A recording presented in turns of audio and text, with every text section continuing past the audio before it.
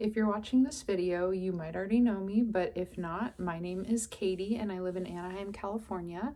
And I just wanted to start a YouTube channel to talk a little bit about my health journey and just maybe life in general. I find that a lot of people feel alone in their health struggles, and sometimes people are scared to talk about their health. They don't want to seem like a downer. They don't want to seem like they're looking for attention.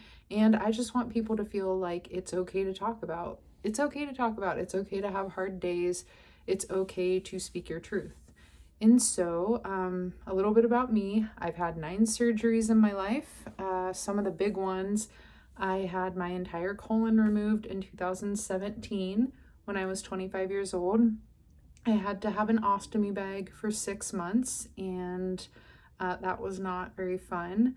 Then let's see, in July of 2020, I had to have 6 additional inches of my small intestine removed because I was getting a lot of bowel obstructions. I've had 10 bowel obstructions since 2017, and it's pretty much the most excruciating pain imaginable. It's horrible. Thankfully, I have been doing better since that July surgery, and I'm just hoping and praying that that continues to be the case. And then some other surgeries I've had. I don't want to get into all of them because some of them were minor and it's just a lot to list out, but I did have an ablation for SVT in 2015.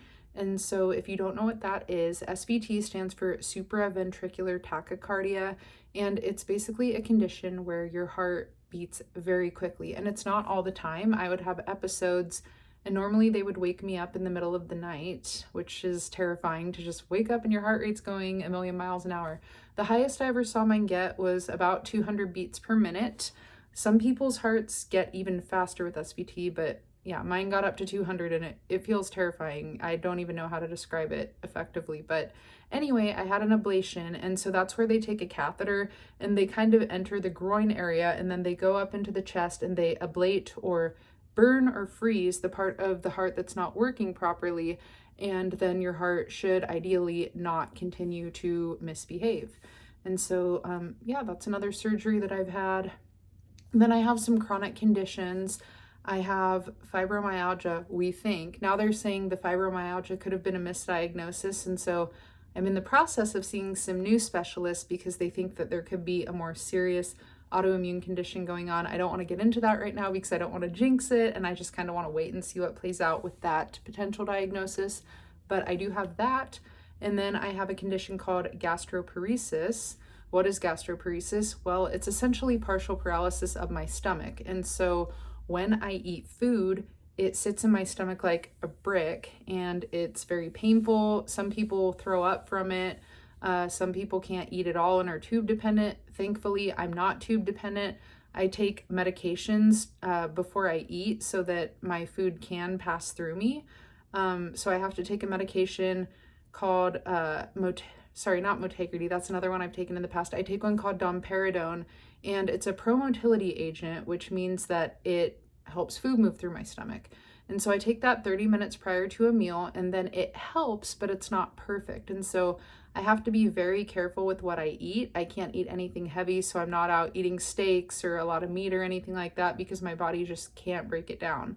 And so I can't really eat big meals. I have to eat just small bits throughout the day, or eat smaller, lighter meals, and I just can't eat anything super heavy. So like I said, I can't eat a lot of meat.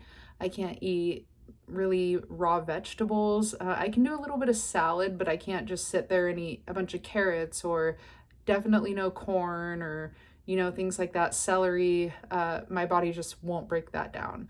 And so I just have to be careful. And since I don't have a colon, that makes it really difficult to absorb nutrients and to absorb fluids, because people who do have a colon, you absorb a lot of fluid in the colon. Since I don't have one, that means I'm prone to dehydration. So I drink a lot of water and a lot of drinks that have electrolytes in them. So like vitamin water zero, stuff like that, like the Nuun tablets, if that's how you say it. It's like Nuun, and you can put them in your water and it has electrolytes. So I have issues staying hydrated, and I have issues absorbing nutrients. So it's just kind of one of those things where I'm just always having to pay attention to what I'm putting into my body and just making sure that I can give my body as close to what it needs.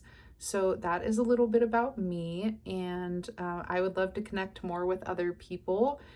If you have health problems, if you don't have health problems, I just want to say that I'm always here if anybody needs a friend. I'm on Instagram. I actually have 3 Instagram accounts, but my main account is Kadie Cove. So that's just KADIECOV.